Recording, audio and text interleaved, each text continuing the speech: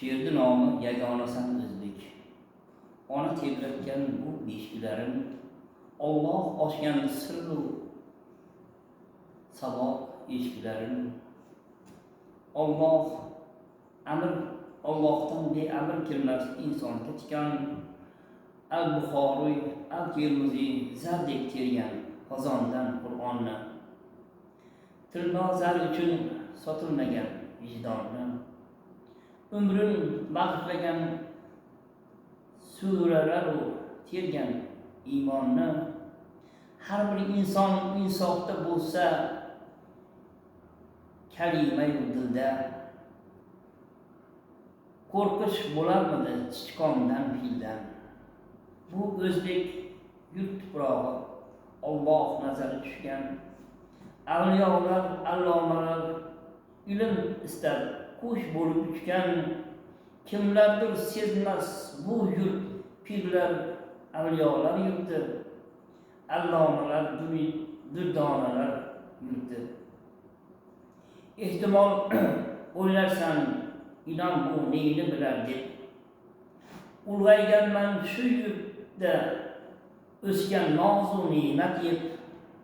Ming yillar o'qib diplom olib o'qimassan, sen o'qitgan shogirding o'g'riyo bo'lar g'arq. Go'dakning tug'ilishiga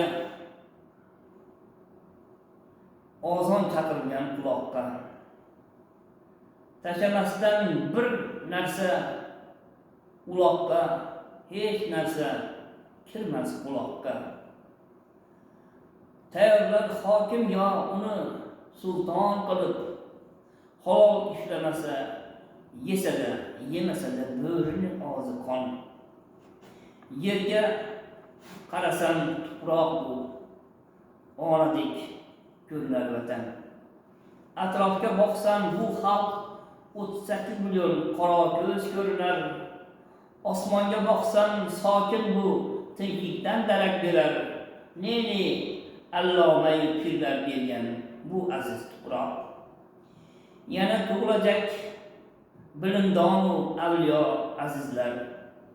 Ilmga intilar ey o'zbek bobolarim o'tmas.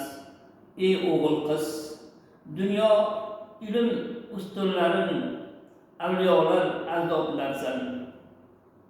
Unutmas dunyo larzaga keltirgan Amir Temur, Alisher Navoiy, Ulug'bek ilm istagan turmasdan tek.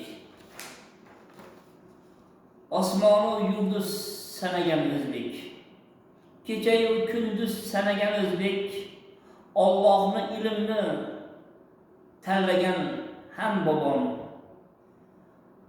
do'stni dushmandan anglagan ham o'zbek.